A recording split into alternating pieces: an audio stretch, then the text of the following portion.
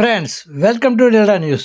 అక్రమంగా మట్టిని తరలిస్తున్న లారీలను అదుపులోకి తీసుకున్నట్లు కొల్లిపర ఎస్ఐ ఎన్సి ప్రసాద్ తెలిపారు. ఎస్ఐ తెలిపిన వివరాలు ఇలా ఉన్నాయి.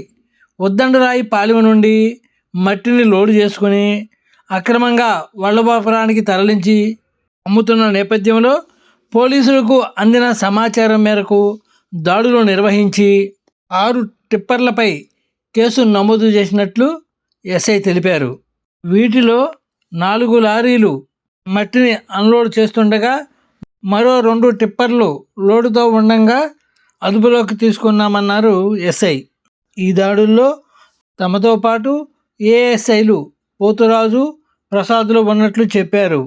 ఎలాంటి అనుమతులు లేకుండా ఇసుక, మట్టి, బుసకను తరలిస్తే కేసులు నమోదు చేస్తామన్నారు. ఫ్రెండ్స్, లేటెస్ట్ న్యూస్ అప్డేట్స్ కోసం ఇప్పటివరకు మీరు మా ఛానల్ను సబ్స్క్రైబ్ చేసి ఉండకపోతే వెంటనే సబ్స్క్రైబ్ చేసుకోండి.